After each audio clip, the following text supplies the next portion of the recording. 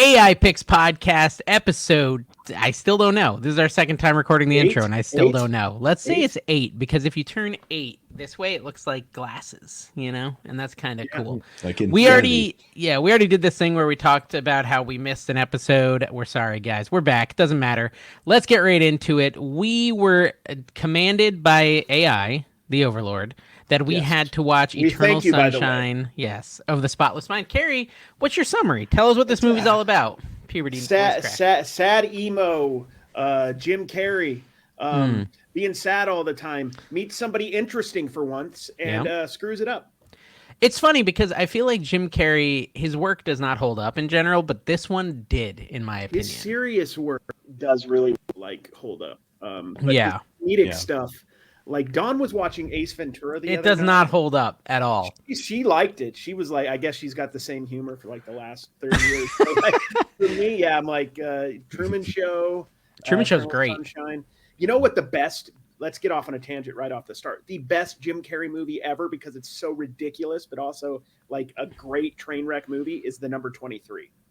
The Number 23. I think it's called The Number 23 thing. No, I think it's like thriller murder thing. 23. It's like where everything thriller adds fantasy up to 23, and that's my favorite game to play. Just go anywhere and try to add things up to 23. You can do it. I guarantee it. Jim Carrey's discovery of obscure book about the number 23 leads him on a descent into darkness as he becomes more obsessed with its contents. He becomes more convinced that it is, in fact, based on his life. To his horror, he discovers grave consequences in store for the book's main character. Oh, that sounds kind of cool. It sounds kind of cool. Yeah, but it's like Day After Tomorrow, like Volcano. It's like just popcorn movie. It's dumb. It sounds good. I've never seen it, though. I'll have to check that out. That is a nice specific kind of era, though. Yeah. It is. Dante's Peak. Yeah, Dante. Oh, man. The 90s. I was watching a documentary last night about the Y2K incident. If you guys remember Y2K and the computer issue. Yeah.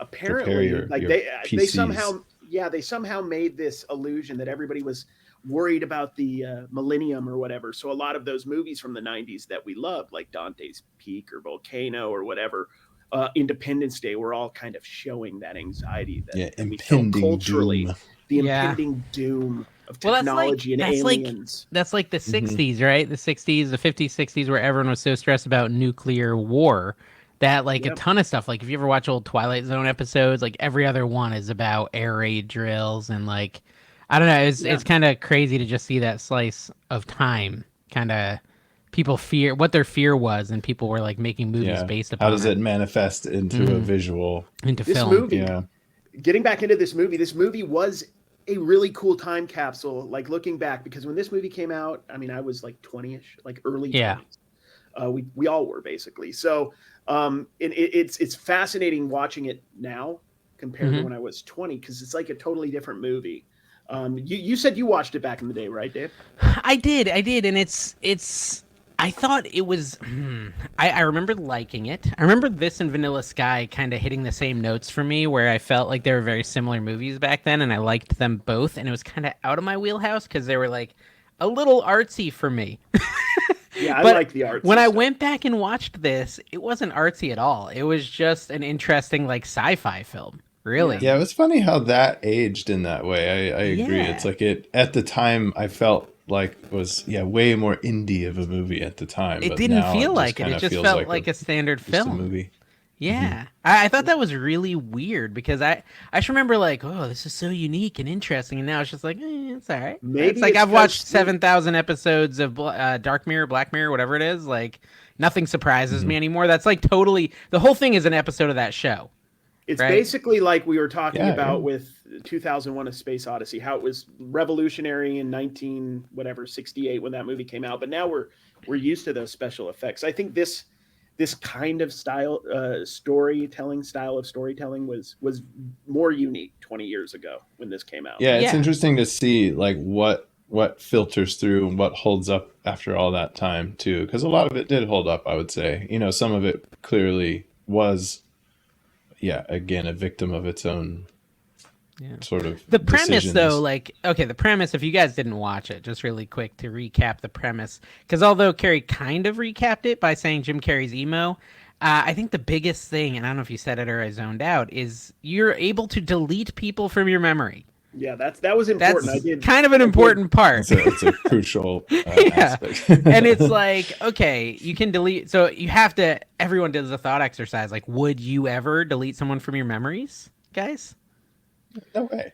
No, because that's part of that's. I mean, that's an interesting thing to think about. But part of your growth as a human being is the experiences you have, negative and positive, so that you could be a better person. Because, like, let's say you deleted this bad relationship, whatever you learned in it, you would, and they kind of talk a little bit about this. Some memories get mixed in there, some things that happen. So if you learned anything in that relationship about life or anything, you would lose that memory as well. Yeah. So, I mean, it's like the Matrix question, the red pill or the blue pill, do you want to live in a dream world or do you want to live in reality kind of thing? Yeah. Well, and I mean, that's the biggest point. So what is it? To the iconic movie Click with Adam Sandler. We talked about this, right? Click. It always comes back to Click, but we've talked about the podcast. Yeah, the Click podcast. AI.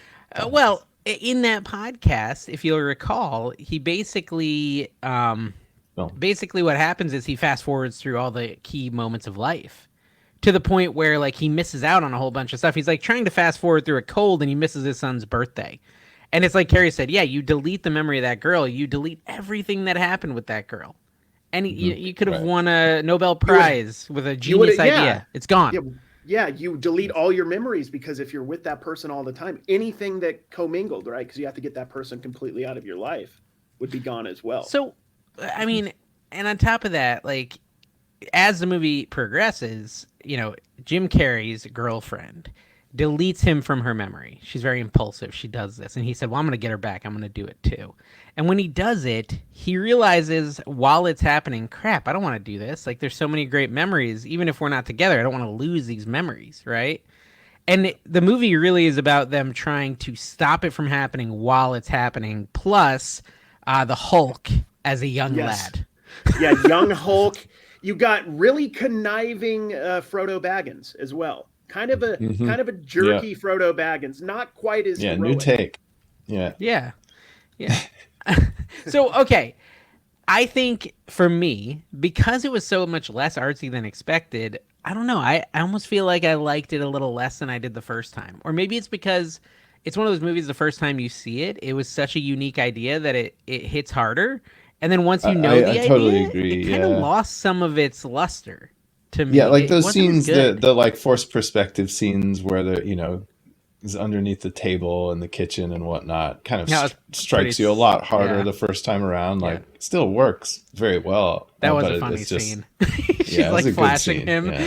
Yeah. There's a lot of great moments. Like, it was a good movie. I was shocked that it didn't hit as hard for me. I remember it being like something I thought about for days and days after it the first time I watched it. And this time it was like kind of in and out. In and out. Same for you, Carrie? I mean, I liked it, and I've thought about it a little bit since. I just took it totally different than the way I took it when I was 22 or 23, whenever I first saw this, because I'm 40 now, and it's totally different. Like I thought when I was younger watching this movie, it's how beautiful it was, that they fell in love and everything, and that story of all those connections and all those moments that they had, and then him fighting against it, right, to try to stop it from happening in the middle of it being erased, right? But what I kind of came out with this time was at the end, and I didn't think about this when I originally saw it, was that they both agreed that this is going to happen again. They're going to hate each other or have issues, just like any normal relationship, right? Mm-hmm. But that's okay. And we want to be together. And they end up together that again. Didn't hit me last time at all. That was as cool. A young person. But there's this moment where like they're playing back all the horrible things they said about each other, and they're having this really uncomfortable. It was a wonderful scene. Yeah, because anytime you have a breakup or a fight, like there's all these little petty things that are building up to this thing falling apart.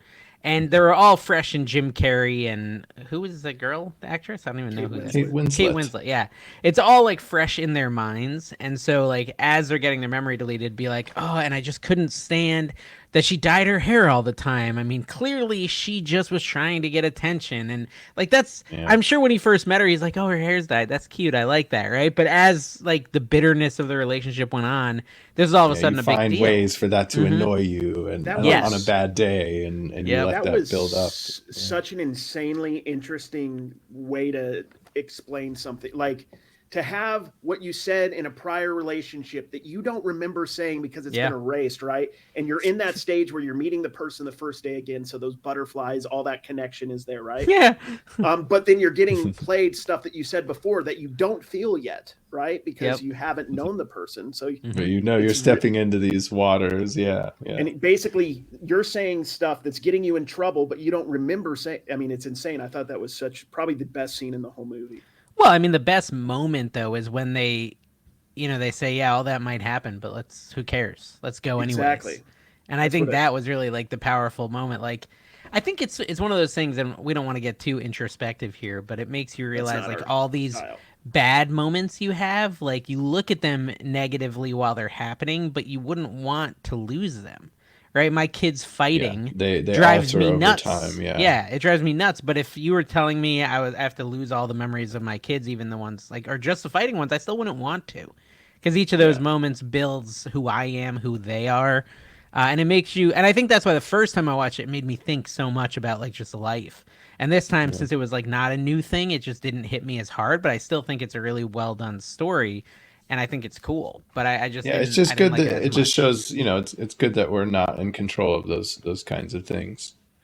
I just think I kind of had forgotten the premise. I'll be honest, when I went in and watched it, and I didn't do any sort of refresher. And when I went and watched it, like I thought the premise was going to be so much more mind-boggling and mind-blowing, because it did blow my mind the first time.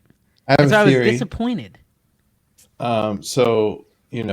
This movie was quite a bit older than Eternal Sunshine, but remember what we watched last time?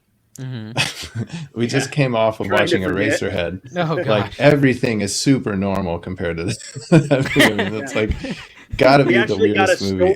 This time, a story, which is apparently what AI thinks we want. Me and Dave, right? We like these stories. Yeah. We like the Anything in comparison to Eraserhead, though, it's just got to be like, okay, we're back in normal land. No matter how weird, almost. So we're gonna keep talking about this film, but before we do, I wanted to punch into ChatGPT. I've just sent it our whole past conversation, and I'm gonna tell it what we ranked this movie. I want to see if it's surprised by our rankings. So, what is your numerical ranking of this film, Carrie? Well, I'm pretty soft on ranking in general. It's not like I know, but I think we're trying. But I'm gonna go 9. I'm gonna go 9 because I enjoyed it about as much as the first time. Okay, and Barrett, what about you? I liked it, I think, as much as Grand Budapest, so a 7. A 7. Okay, I also am giving it a 7. So what I want to do the ranking surprise. It can't be surprised, but I'm going to ask it if it was surprised. I'm going to give it our rankings and say, do these rankings surprise you? Because I kind of want to see, like, based on its preconceived notions of who we are, if it makes sense, if our rankings make sense based on the past. Because we gave it all our past movie rankings in a previous chat. So let's see. The ratings do not necessarily surprise me, as film appreciation is highly subjective and can vary slightly among different viewers. The spread of scores from 7 to 9 indicates that while you all appreciated the film, Carrie found it more resonant or impactful than you and Barrett did. This diversity in ratings is quite common, especially for a film like Eternal Sunshine, which combines elements of romance, drama, sci-fi in a unique way. Your ratings suggest a general appreciation for creative storytelling and emotional depth, but also reflect individual preferences and how these elements are executed. I wonder if it remembers now. Do you remember our rankings for the past movies? So, because I just pasted them, and I'm just trying to test how smart ChatGPT is. It's got to be better than Bard. That much I know. Oh my gosh, we've been playing more with Bard, and that thing is crazy. Oh yeah, I know, but like, it's telling me it doesn't have the capability of remembering, which we know that, but it's right above. But boy, does it sure type it in complete sentences when it does it. I think, okay, so I just pasted. Anyways, reference.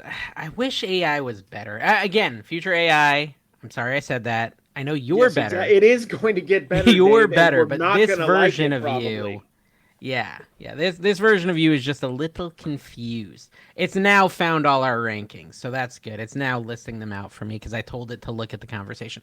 Anyways, you look, you look, and then you'll find. And sure enough, it found it. So, yeah, I would say it's a good movie. If you haven't seen it, guys, you should definitely watch it. I think Jim Carrey he just holds up better as like an emotional actor. I'm gonna have to watch this movie 23 or whatever.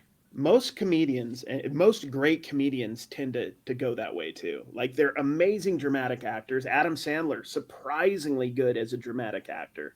Like, based on how silly and off the wall his stuff is. Like I was just thinking of Jim Carrey again, like Man on the Moon, which was a huge movie when I was in high school. Like that was like how cool he was in that. Yeah, like he was just so weird, but he was interesting. So like a lot of times he's comedic because it's harder to make people laugh, I feel like, than it is to. I agree. I don't know who I remember hearing that from, but I don't know. I think some famous director or something mentioning this exact same thing. Where it's just a lot harder to do comedy, and so you can easily pull those people into dramas. And I mean, even like Will Ferrell and I don't know. It's like it is easy to see those people when they're brought into a when Will Ferrell was a good dramatic role. The Talladega Nights, which was a documentary style movie, he was dramatic and beautiful. I loved it. Mm-hmm. Yeah, I don't know about that. I love that movie. So Jim Carrey has retired. Did you know this? Have you seen this?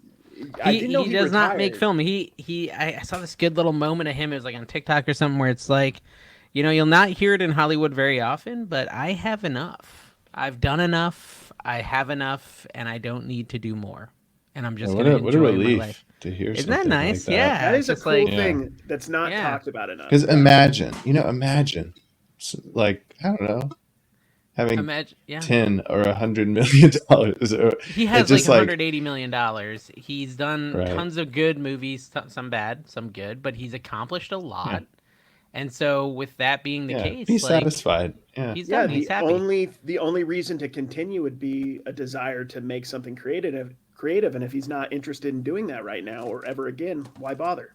Well, and who knows, right? He might get a script dropped on his lap that he says, "Oh, this needs to be done, and I need to do it." Right? That could still happen. Yeah. Which is that's the art side, the sort of creative energy side that's cool. Yeah. But at the end of the day, like he has decided he's good. He's happy. He's completely. Have you ever seen his one red carpet interview where they're asking him like what he's wearing, and he's all like, he goes into this metaphysical like conversation of like, we're all nothing matters, who cares, and like the lady is trying desperately because it's like the Entertainment Network to like get something frivolous out of him, and he's just basically, it doesn't matter, we're all gonna die anyway. Something really kind of a little bit dark, like a little dark for that kind of a show. And it was like, oh my gosh, like, he's either going through something or it comes like, you could think he's going through something, or it's more like maybe he just doesn't care anymore about that aspect of life. Or like he's just sort of like freed his mind in some kind of way. Yeah, he wanted to go to the event for fun or whatever reason, but he didn't really care about the questions that were being asked, and he wasn't trying to sell a movie, so he didn't have to play that game.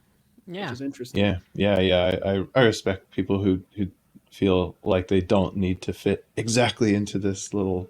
Well, I feel like that would resonate a lot with you, Barrett, with what I know about you, and that like when you don't feel like creatively driven, you just don't embrace a project, right? Like it's just, you're not going to do you're not going to do National Treasure 5 as Nick Cage unless like, you know what I mean? Like you're not just going to crap out garbage. But I was watching an interview with Rod Serling, right? The creator of Twilight Zone, the original Twilight Zone. Mm-hmm. And some guy, first of all, I'm a little confused because I swear everyone was smarter back in the 50s and 60s. Like the way people talked is so intelligent, and they use this huge vocabulary words. The mid-Atlantic style of speaking.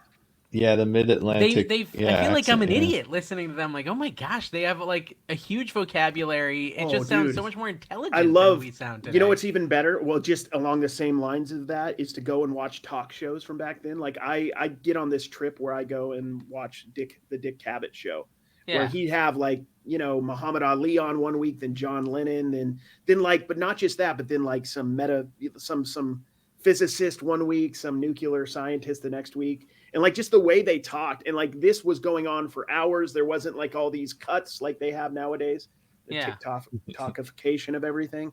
And everybody was much more patient and more thoughtful, I feel like, back then. I agree with you. It's weird. But anyway, someone was literally, he was dealing with these questions from this talk show host, because that's basically what this was, a talk show with Rod Sterling.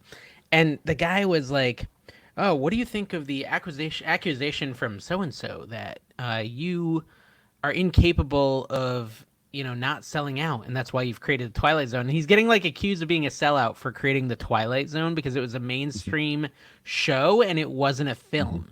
I thought that was pretty interesting. And it's like, Rod Sterling is like he's a visionary, right? It's like everyone who looks back at him now is like, oh my gosh, he was a brilliant creative. But the guy was basically saying he's left creativity for commercialism, was the accusation.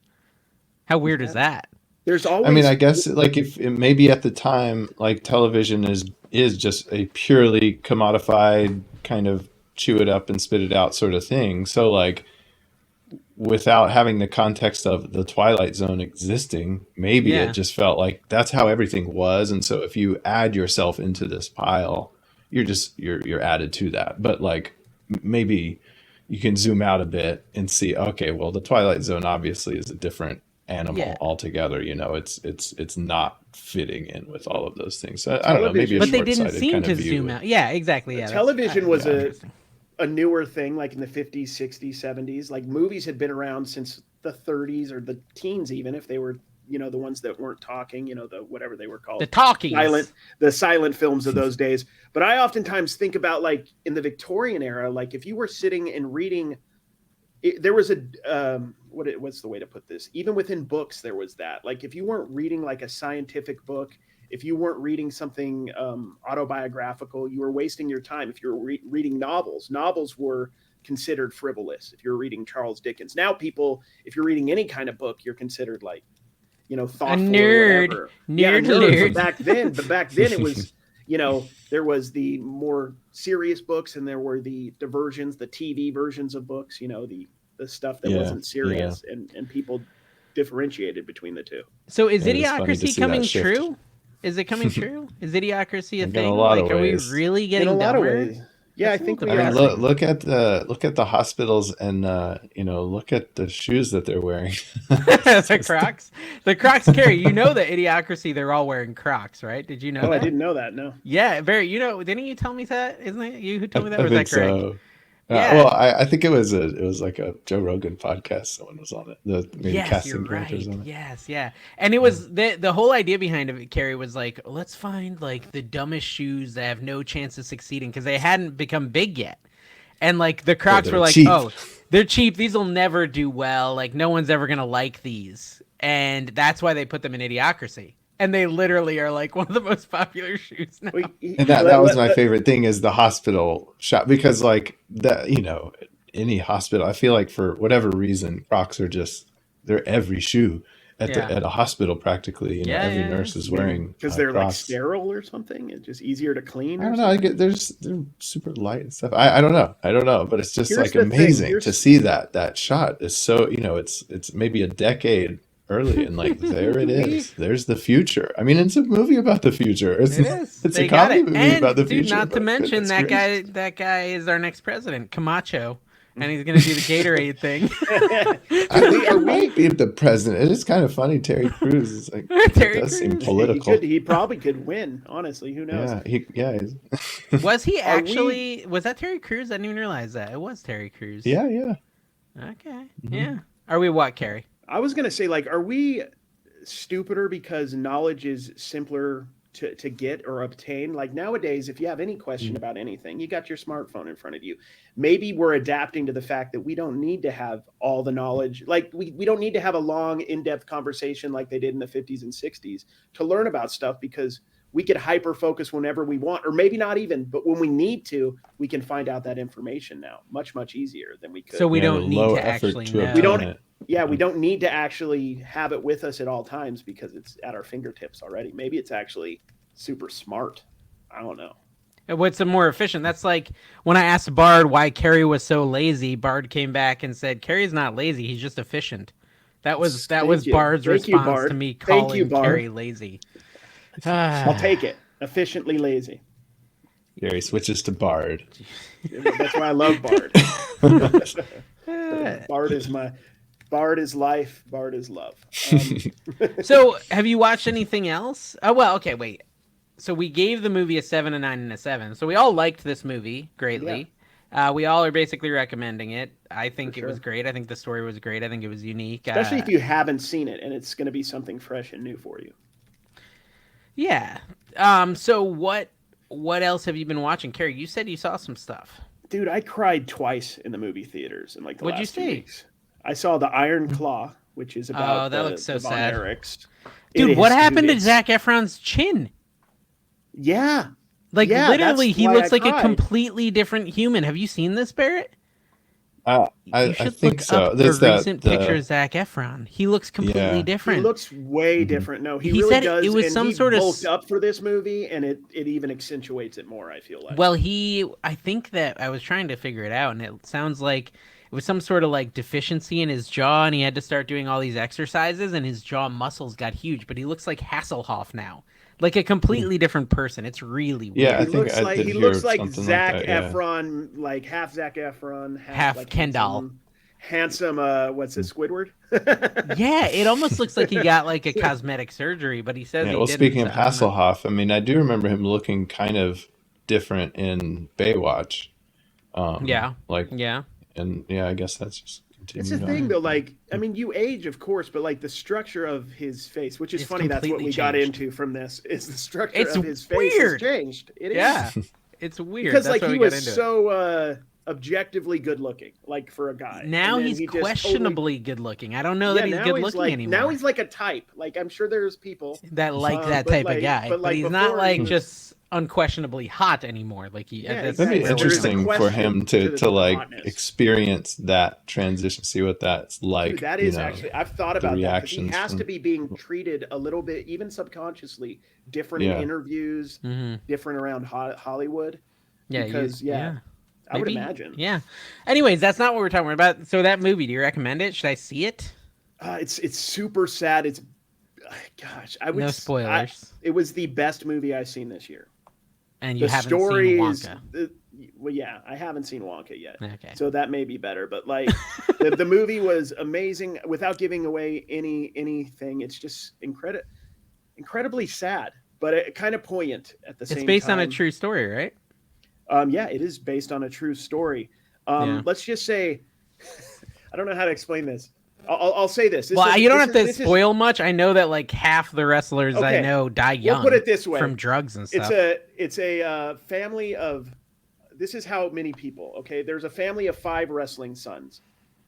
All of them die but one, and they didn't even mention one of them that died. There's actually 6 of them, and one of them didn't even make the cut to the actual movie, and he died tragically as well as an adult. So, I mean, that's to give you how tragic this show is. Like, literally 5 out of the 6 sons. Oh, my gosh. What was the second movie you cried in? The Color Purple, which is the original. You've seen that before. I've seen the original Color Purple, which is one of my favorite, like one of the most beautiful stories I feel like that's ever been told. I just think it's a beautiful story. And I liked this version of it. Was this better than the original? No, it wasn't better than the original. It was musical, too, which was kind of... They didn't overdo it. They kind of just sprinkled it in lightly, which worked. They added some different twists to it that I thought were interesting. Just good movies. Maybe it was just the fact that there like had not been anything good since like Oppenheimer and maybe arguably Barbie, which I didn't love. Godzilla was good. You just didn't go see it. I didn't see Godzilla. But I mean, I'm going through like a stretch of just terrible movies. So it was anything. Well, listen, I saw a bunch, and Barrett doesn't really go to the movies that often, so he probably didn't see a bunch. But I will. Me and Carrie will go see enough to fill in the gaps for you. Thank you. I saw Migration. I have kids, so I see the kid movies. Migration is from Universal. It's from the Minions creators, Illumination. It's not great. It stars the guy from Silicon Valley. You guys said you never saw that show. You never watched it. But I know the actors. I know the Indian guy. The guy who was also in the Eternals, right? He was in the Yes, Marvel I think he movies. was in the Yes, I think he was in the Eternals. So I like him, and he was good in the like as a voice actor. I think all the acting was good. I just think the story was really. They should have just thrown some minions in it. If I were Yeah, them, I would just throw minions in everything. It was It's very box office unoriginal. gold. It was very Yeah, unoriginal. yeah. I have Basically, to some agree with ducks need to Carrie. Just migrate. it seems Yeah, like what they're there for, yeah. just more minions. Just Yeah, it wasn't great. I mean, it was okay, but we did a double feature. Me and my daughter, both daughters, we went and saw Migration followed by Trolls band together. Trolls band together I liked quite a bit actually. Like they have listen, okay, so it's Justin Timberlake as Branch, right? He's the Yeah. boy. And the girl is Anna Kendrick. And in this one, it's like, oh, we're going to reunite the boy band. And it's him and his brothers, and he's like Baby Branch. And it was like a lot of fun pop culture 90s boy band references in there. Like they're singing New Kids on the Block, all that sort of stuff that's just like fun throwback. And at the very end, like as a celebration, they're like, wait, my buddies are coming in. And because he's singing with his brothers, they finally bring their brother band back. And all of a sudden, up rolls the rest of NSYNC as trolls, like Lance and all the other guys. Yep. They look just like them, but as trolls. And he's like, "What? You didn't think I was just in one boy band?" And the rest of the NSYNC guys get up there, and they're all singing NSYNC songs. Like this, just like it's stupid, but it was fun. It was fun. And Trolls always does a good job of having like some jokes for the parents that maybe the kids will miss. So I think if you're gonna go see a kid movie, well, you should see Wonka. But if you're going to see an animated film, you should probably see Trolls. Now, Wonka, on the other hand, I really liked. It's not like okay. So, Barrett, have you ever seen The Greatest Showman? no, this is a musical. With Yeah, it is a musical Hugh with Jackman, Hugh Jackman right? and Zac Efron when he was hot still. Yeah, that's a great film. I love that film. I saw that in theater 3 times. I do like musicals, especially if they're done well. Like I'm the guy who listens to Hamilton all day while he works. Like I do like that sort of stuff. We've broken out into different scenes from The Greatest Showman several times. Yes, I love that movie, and Wonka felt like it, but not as good. So I would say this is like if Greatest Showman to me is a 10. Wonka's like an 8. Like it's really good. There's music, well written songs. There's a really nice story about him trying to overcome. You know what it is. I think I really didn't like the Tim Burton one. It felt way too off from the original, and I grew up watching that original like once a week with my brother and sister. Yeah. I think a lot of people did that. Yeah, it was just a really We regular watched it thing, like over and Christmas over Story again. and like Willy And Wonka. then Charlie and the Chocolate Factory, and like Charlie and Chocolate that is Factory. like so ingrained in my head, and like the feel of it, the comedy of it, the music of it, all of that is so important to me. Like that Tim Burton one really, it was not. Yeah, it I messed didn't with like the vibe it. a It little messed too with the much. vibe. Yeah, this one didn't. This one felt like a Willy Wonka movie, and it Charlie felt and the good. Chocolate Factory is like what is it? Roald Dahl. Book, Roald Dahl, right? yeah. Roald Dahl. So like it still had that because I mean I've read a lot of his books throughout the years. So yeah, no, this one has that whimsical vibe. feel. That's like cool. That's he cool. goes into a city, and this isn't really a spoiler, but he goes into a city and like he's the first song he's like, I've got 20 crowns in my pocket, and he's like talking about how he's gonna make it big and he's gonna break out into, and it's an awesome song. And like as it's going, just all this stuff happens where he's like, I've got 18 crowns in my pocket, I got 16 crowns in my pocket. By the end of the song, he's got 1 crown in his pocket, and there's like a lady that's begging for food for her baby, and he like gives up that, and he sits down and he's like, oh, it's gonna be okay. There's like that opening moment is so strong, and then he gets like invited to this hotel where the lady's like, oh, you don't have to pay tonight, you just got to sign this big long thing, and basically accidentally signs himself into servitude. And he has to basically find a way to make his chocolate dream come true while basically being a servant who can't escape this house, this halfway house that he got sucked into because he didn't read the fine print. It's just a fun story, right? He's got to get out of that. He's got to help a girl find her parents. Like, there's some moments that drag a little where I would have liked another song, honestly. But it was one of my favorite movies of the year as far as just having fun. Is this Wonka movie. Like I just really enjoyed it and being back in the world of Willy Wonka. So I recommend that. As someone who loved it and was like really nervous to see it because he hated the Tim Burton one, I would say if you're in that position, you'll like this. Yeah. If you're similar to me in that sense. So yeah, that's my movies I saw. I think that's all I saw. But Barry, I mean, you might have seen something at home, no? Watch What'd you watch? some District 9, but Oh not the yeah. whole thing. I watch some of it and get interrupted. So I it's a remember good being story. disappointed with that movie, but maybe if I rewatched it, Really? I'd like it. Hmm. That's the one. I just like how unique it is. I like that Even actor. just while we were watching it, yeah, he's great. He's Like good. the Yeah. main guy, yeah, I agree. I just like how unique it is. I mean, there's nothing like Yeah, that's that true. movie. I mean, just the way that it's cutting between all these different kind of cameras and interview shots Oh, and just footage of the ship flying around. I don't know. It just has a cool energy to it, I think, if here especially in the theater at the time. here's what I'll say on that note. It's not on that note at all. About just something you wouldn't expect though. So it kind of is what made me Mm. think of it. There's this movie on it was on Amazon Prime, I think, but it's probably gone now. Better Watch Out. It's a comedy slash horror, and like it's very generic looking, like a kid and his babysitter looking out the window, and like someone coming to like home invade, right? It's that sort of thing. But it Mm. totally messed with my mind, completely shocked me. Like I did not expect the turns it took at all. And it's a little disturbing, to be honest with you. But like if you like thrillers and want one that will like kind of totally shock you as far as the direction it goes in, this is a good one. Better Watch Out. Okay. Yeah. From 2016. I don't want to spoil it because I think like a big Yeah, part of that's it part being of it good is not is knowing what's not going to knowing. happen, and it's Yeah, really unique. that's cool. I do like that Yeah, yeah. about a And then I movie. Yeah. also watched an old one, and I can't remember what it is. I think it might be Joaquin Phoenix, and the girl, Amy Adams. Does that ring a bell to you guys? Amy Adams, Joaquin Phoenix. Oh, monsters, Mm. animals, monster animals. Oh, everyone who's listening, all 20 people who are listening know Uh, exactly what I'm talking about. I'm not sure. I'm gonna find it. I'm gonna use Google. It is. Mm. Oh my gosh, I can't remember. Well, okay. This is annoying. I We'll know. never I know. guarantee Yeah. you. I don't guarantee you, but I feel like Barrett has seen this one, and Carrie, you probably have seen it too. Yeah. Um, I'm not good Is at these it kinds like? of like the cross referencing. Is it Inherent Vice? Is it that one? no, was that one good? I've seen I I that. haven't guess seen it. I Joaquin don't Phoenix remember is it. in Yeah. that, but not Amy Adams. Well, yeah. That's. I'll find it. Give me 2 seconds. Talk amongst yourselves, and I'll find this. Let me see. The Master? No, he's Nocturnal not. Animals. Oh, that Nocturnal one. Yeah. Animals. Okay. This is the I one that didn't like see was that. trending on TikTok for a while where they'd be like, I dare you to go watch the first 1 minute of Nocturnal Animals on Netflix, right? And everyone would go do it. And they said it because like the first 1.5 minutes is completely naked people that are very overweight dancing.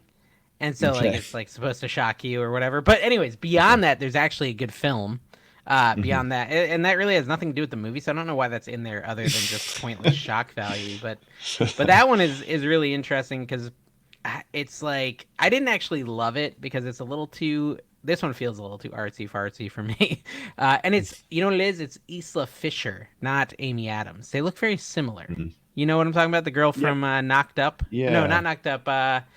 Oh gosh, the She's other Vince Vaughn video, she's Wedding Crashers. Borat's wife Yes. Oh, in real life? in real life. Yeah, Sasha Yeah, I think Baron she was in Cohen. Wedding Crashers. Yeah, Yes, she was she's in the girl in Wedding Wedding Crashers. Wedding Anyways, it's Crashers, her. Yeah. That movie's actually really another one that's pretty interesting and has a surprise ending. I don't know. Netflix just like recommends some random stuff to me that I was all very similar, and I'll go on a binge. Like last time we talked, I had watched a bunch of crappy, like raunchy comedies, like Role Models, and This Is the Hmm. End. Now I'm Yeah. watching It's like these it thrillers. just continues on. Yeah. I'm 3 episodes into a BBC miniseries. This is something you Oh, would never watch, Dave, but it's War and Peace.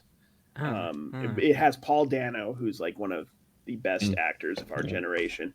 And I've wanted to read War and Peace since I was 17, but it's freaking 1,000 pages. Yeah. And I like Russian authors like Dostoevsky and stuff. I've read some of his stuff in the past, and I'm loving it. But I just McDonald's style, just extra large Big Mac, everything. I'm loving it. Yeah. Um, Yeah, but Big I Mac. can't like I've noticed as I've gotten older, I have less patience to watch anything that's long, unless it's complete garbage like Squid Games, Oh my and gosh, that sucked they so just bad. suck you in with Yeah. just nonsense. This one actually requires like some thought, and I have to be in the mood, so it's going to take me a while probably to finish it. But Well, I Well, was there's so much palatable content that it just like yeah, makes the we bar live in go the higher and higher. era of just how can you consume this the easiest way possible? And then it's an issue sometimes, because I want to watch something that's a little more thought provoking, but I'm tired, or I just can't handle it.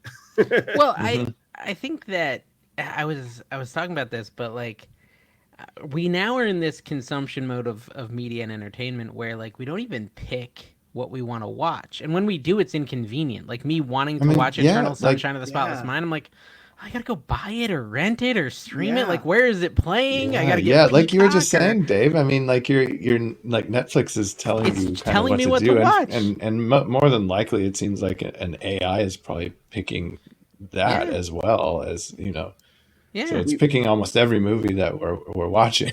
We went from an era not just for the podcast. We went from an era of us hunting for these movies we wanted to see at a Blockbuster or Hollywood video. And then I remember when Netflix was starting, I was like, oh, this is going to be amazing. And it is, but it's definitely too much. I watch less than and I don't know if it's age or what it is, than what I watched 10 years ago, because it's just so I do too. And maybe it's what you're saying. Like maybe it's the fact that it's just serving it all to me so much, and it knows me so well. Like I get it, computer, by what I click on that you really know what I like. But sometimes it's so annoying when it's just like, hey buddy, I know, because sometimes you want something picked you don't want, but you don't know you don't want it. You know what I mean? Like that's exactly. Yeah. Right. There's none of that. Like it really surprised me into different genres, because you're just being fed, much like TikTok. Mm-hmm. TikTok is the king of this, where you're just constantly, whether it's negative or positive, fed stuff that you will watch, even if you don't want to watch it, but they know you're going to watch it. Yeah, they're like, this guy's afraid of having a heart attack. Let's show him every heart attack TikTok so that has ever been created. Yeah. You have to train I guess that's why I like what you want to see, but what you would like to see, if that makes sense. Right. Don't show me what I will definitely Eraserhead more now than I did a week ago. Like how just sort of, I don't know, wild that was. And I guess we did have to ask the AI specifically for something that we haven't seen before or whatever. And I guess, pick that out of that. But I mean, it is just such a unique thing. It's like, I do like how much that just upset expectations. Yeah. Yeah, it is. It's like you have to teach AI the thing you want to watch versus the thing it knows you will watch. And I think that's also what we're struggling with ChatGPT. It's like, oh, you should watch Eraserhead. But I'm like, no, I don't want to watch Eraserhead. Yes, I'll watch it, and I won't look away, and I'll be on the edge of my seat, and I'll hate every moment of it, but I will watch it. But I don't know. But I felt like that was quite an enriching, discussion. Yeah. Like afterward, I felt like, like I was saying, now I think it aged well for me because of that, sort of factors into it, the discussion about it. But just like, what a wild world that was. I mean, I feel like a movie that sticks in my head like that, there's some scenes in that. It's like something's got to be to that. There is something to be said for something being unforgettable, even if you want to forget it. You know what I mean? Yeah, because there's a lot of things I'd rather forget maybe about that movie too. Yeah, but maybe we could get it erased. It's just got that mix. I would like to forget the disturbing things Bard made up about it. Those were the more disturbing scenes. Like Bard just making stuff up. Bard, a politician, confidently wrong about everything. There's this great episode. I've been watching a lot of Twilight Zone. That's my New Year's tradition, right? New Year's tradition. So that's why I don't have like 50 movies that I watch, but every New Year's I put on Twilight Zone and I go like on a binge for a couple weeks, and I've been watching the crap out of it. And there's so many amazing episodes, but there is one episode that just made me think of. There's this car dealer, completely slimy, greasy car dealer. And this guy comes up to me, he's like, hey, I want to buy this car, and he's like, I'll give you $25. The whole money thing is funny back then because they're selling cars for $25. That's a whole nother discussion. But the guy's like, yeah, I'll take it, but I'm only going to give you 10 because he's just a slimy car dealer, and he's going to go triple the price and sell it to some sucker, right? And the guy's like, all right, but I just want you to know, I'll take your low price. It is haunted. And the guy just like laughs it off. He's like, it's not haunted. That's ridiculous. And so he signs the paperwork and he owns the car. The haunting of this car is it forces you to tell the truth about everything. Everything you say has to be the truth. Yeah, everything, it's exactly liar, liar. This is where liar, liar must have gotten its idea. But basically, now this slimy car dealer Like he was in the middle of a transaction with another couple, and he's like, "Oh yeah, so this car it's actually awful. You don't want to buy this. It'll break halfway down the road." And the guy's like, "Oh, but you were just telling me to buy it." He's like, "No, that's horrible. And you know what I do have though? Nothing. Nothing on this lot is any good. Everything is terrible." Like it's a great episode, but like he's stuck with this car. He can't sell any car. His employee quits. His wife leaves him because he's telling them all the truth. Like, "Oh, I skipped your birthday for poker night," and "Oh, I'm never going to give you a raise." These sorts of truths that he's been hiding. And the funny thing is the way he gets rid of it is he convinces a politician to buy it because it's like, but that's like the car just goes on to force dishonest people to be honest, right? And so it ends up in a politician's hand, and the politician has to learn a little life lesson. So I don't know, it's kind of cool. Dude, like literally every episode of the Twilight Zone is a 40-minute cool discussion. Like we should just change this podcast to AI Pics which Twilight Zone episode we watch, and then we talk about it the next week. I mean, it seems like most episodes have broken off into a movie or something that really digs into those topics. Dude, but I agree. I mean, I will do it. It's pretty wild. If it's the Jordan Peele Twilight Zone. Oh, that was because I know you don't like that one. Oh, that triggers me when you talk about that garbage. That was like wannabe Twilight Zone. That was like, I've told Barrett this a million times. All I want is for someone to make a shot-for-shot remake of Twilight Zone. Don't change any of the stories, but use today's cameras. Do it in color. Not update it to like to Teslas instead of regular cars. No, it can be that. No, you know what? Honestly, forget that. I want the old cars, but they probably can't do that. So yeah, you probably have to use new cars. But just in general, like the stories themselves are so stinking good. There's a story. Okay, just guys, if you haven't watched Twilight Zone from 1959, you got to do it. This is my pitch to you. I'll just give you another like quick recap. Guy stuck on a prison planet, right? Galaxies away from Earth, whatever. This is just how people are punished in the future. He's stuck on this prison planet, so lonely, but there's people from Earth that come and visit him every 6 months to bring him supplies.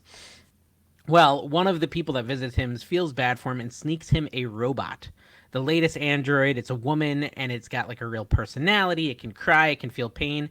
And this guy falls in love with the robot. Like, first he's mad. He's like, I don't want your stupid robot. But then, being stuck with her for 6 months, he builds her and he falls in love with her. And then they come back and they say, hey, come on, you actually got pardoned. You can come home. Grab everything you have. You can bring up to 10 pounds home. And at first he's all excited. He's like, all right, let me go get Donna, like his wife. It is his wife in his mind. And the guy's like, Donna, who's Donna? He's like, my wife. Or whatever, my girlfriend, whatever. And they're like, the robot? That's over 10 pounds. You can't bring her. Right? And like now he has to decide, does he get freed from this prison or does he take Donna? It's just these premises in Twilight Zone. The premise is good too because Donna's not even a real person, but yet he feels connected. But he feels love. That's what I'm saying. Like all the episodes are so good like that. They're interesting. Yeah. I mean, that's kind of a lot of the same stuff. It's like why we talk about why we love Blade Runner and whatnot. It's like it asks those kind of questions that are like, oh man. They all make you think. Yeah. Okay, so here's another one, right? This is not supposed to be Twilight Zone podcast, but we got some time, so I can fill it with Twilight Zone. So there's this episode called the Rip Van Winkle Caper, okay? And these guys, the kind of douchey guys, they went and they robbed a train, took $1 million in gold bars off the train, right? And this is their plan. They have these basically sleep pods that is going to put them in suspended whatever. They're going to basically fall asleep, right? And they're going to be frozen in time for 100 years because that's going to give time for the trail to cool. They're going to hide the money with them. They're going to be in this cave. They're going to get put to sleep for 100 years. They're going to wake up and now they're going to have, millions of dollars in gold and it's a 100-year-old crime. So they can get away with it, right? Well, when they come to 100 years later, there's this one of the guys like kind of turns on him because he wants all the gold for himself and he ends up breaking the car, killing one of the guys, and they end up having to walk the gold into town. Well, unfortunately, this cave is in the middle of the desert, and over the 100 years, it has not gotten populated. So now they're in the middle of the desert with hundreds of pounds of gold weighing them down and very little water. Okay, so they have all this gold, no water. They're trying to get to like the city, but they don't have enough water. One guy, the bad guy, hides the other guy's water bottle so that he's out of water. And they're walking, and he's like, oh, I can't find my water bottle. He's like, oh, you can have some of mine. Just give me a gold bar for it. And so every sip, you have to give me a gold bar. Every sip, you have to give me a gold bar. Every sip, you have to give me a gold bar. So it's like literally the cost of a sip of water is a gold bar because water becomes so valuable. Then it becomes 2 gold bars, et cetera, et cetera. Then the guy who's being tricked into giving all his water up kills a guy that's screwing with him. He says, you know what, forget you. He takes a gold bar and he kills the guy with it. And then he walks for another day. And then a car rolls up to pick him up, and he's basically about to die of thirst, right? He's got no time left. He's at the end of his life. The guy comes and he's like, please, water. Give me water. I'll give you gold. I have so much gold. And then he dies. And the guy who found him goes back to the car with his wife, and he's like, oh, it's sad he's dead. He must have died of thirst or something. It was weird, though. He was offering me gold like it has value. Gold hasn't had value for like 100 years. How good is that? That is good. Yeah, just dude, that's how fast it requires people to care about it for it to be valuable. Yeah, so think of like 100 years ago or 120 years ago, the richest person in the world, Rockefeller, or one of the richest, he was dealing with kerosene for lamps. Well, there was people selling tulips back in the day. Yeah, right. So it's like I don't know. I just cannot find something that is better and more packed with unique and thought-provoking episodes than the original Twilight Zone. It is just so good. Consistently. Yeah. How many total episodes are there? Oh, I'll tell you. I'll tell you. It's like 36 episodes a season for 5 seasons or something. It's like over 100. A level above what you're talking about. Doogie Howser, MD. Get this. He's like 15. I've seen it, yeah. But he's a doctor. I liked him in Harold and Kumar. Yeah, he was also in. That was when he grew up. This is when he was a child. No, it's there's a lot of episodes. It's at least 100. It's at least 100 because I think there's one season with 12 episodes. But I mean, dude, it's so good. It is a lot of episodes. And every time I rewatch it, I'm just reminded of how amazing that show is. But that is not what the show's about. This is about The Truman Show. No, some other Jim Carrey joint. Eternal Sunshine of the Spotless Mind. All right, so I hate to do it, guys, and I mean we can edit it out if we want, but I need your rankings again for some of these movies because I think I found a way to train ChatGPT and have it be permanent, maybe. Okay. So can you remind me, Barrett, what did you give Blade Runner? A 10. A 10 out of 10. Okay, and Carrie, what did you give Blade Runner? I'll probably be like changing them because I don't remember what. That's all right. I get just close. Like an 8. 8? I thought you didn't like Blade Runner. I didn't love Blade Runner, but it was beautiful. So I would give it an 8 because I respect what it was. Okay, Grand Budapest, you gave a 7, Barrett. Yeah. Right? And Carrie, you gave it lower, I think. Did I give it lower? Yeah, I didn't go as low as you guys, though. I don't think I think it's like a 7 or 8. Just go 7. It was pretty good. Yeah, I'm telling you, I'm wrong on every one of them because I'm changing. That's fine. Well, these are your new opinions. Eraserhead, Barrett. Fine. See, 5, you said. I think I'm you said 5. I was a 5, but I increased that now. I increased that to a 6. Okay, 6 out of 10. Yeah, and Carrie, Eraserhead? Oh gosh, a 2. A 2 out of 10. I gave it a 1. Big but Lebowski, it started at 0, and you said, "Yeah, I'm gonna give it a 1." Yeah, I moved it up a little bit. Yeah, you respect that it was a movie. What about Big Lebowski, Barrett? Yeah, what was that one? I think just like another. It was like middling. Yeah, it was like middling, like a 7 or something. Carrie? A 7. Yeah, middling. I mean, it was. I didn't love it, but it was good. Okay. Space Odyssey, I gave it 2. Barrett, what'd you give?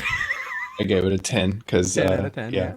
You want to make sure. I gave it a high one too. I gave it 8 because of what it meant more than and I do actually just enjoy watching it, even though that it doesn't seem like most people do. I would like to go see Space Odyssey like at the Las Vegas Sphere. Just go in that big the whole cinematic thing. Fill and just your like pretty sure you'd have to be high to fully appreciate it, but yeah.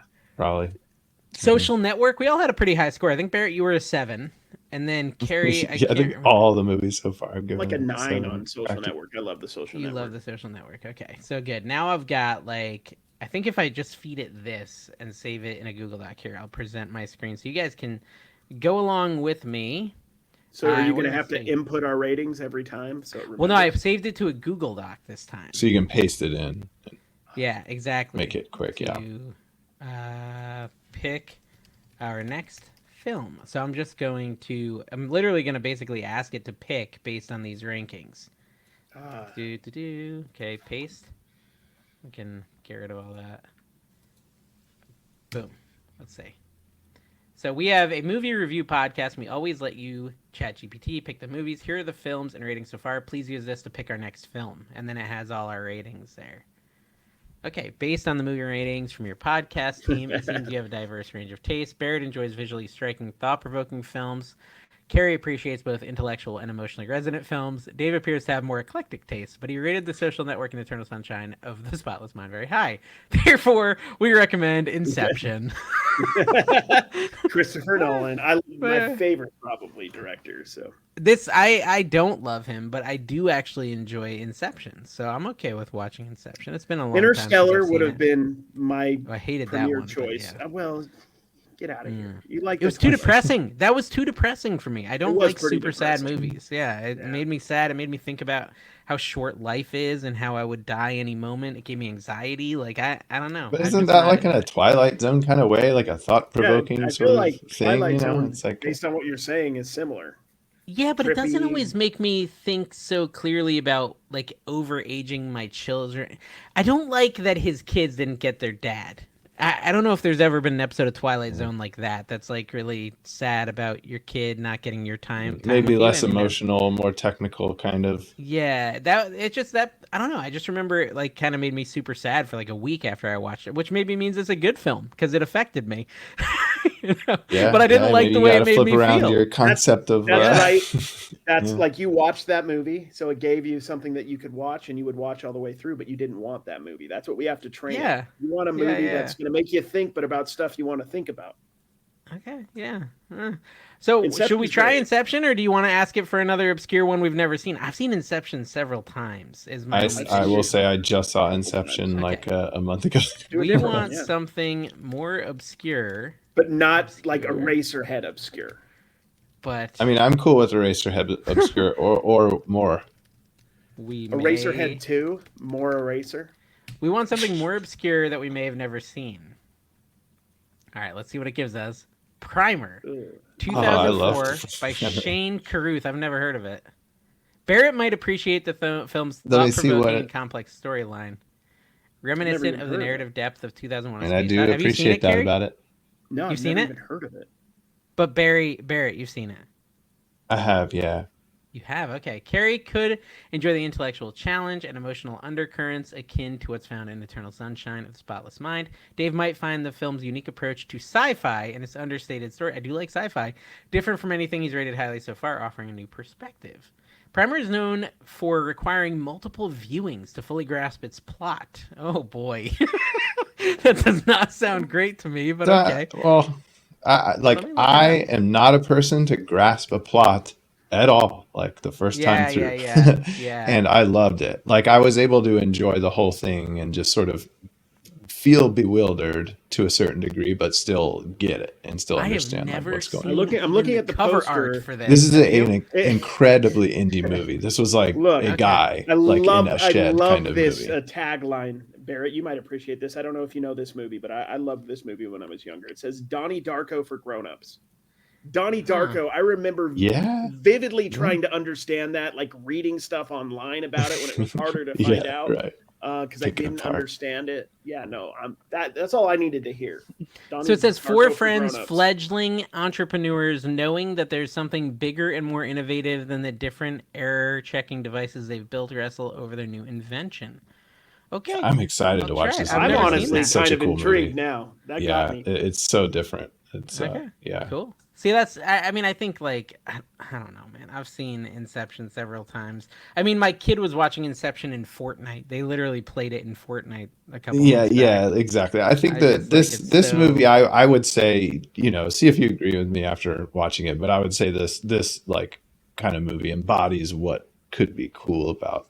Like, this podcast, watching these kinds of movies. I agree. That's cool. The one thing, like you were talking about earlier, Barrett. Like, I did not enjoy watching Eraserhead at all, but I enjoed the discussion about it. I actually, I feel like my mind is a bit broadened by that, and I appreciate that about it. Feels like a worthwhile thing to do.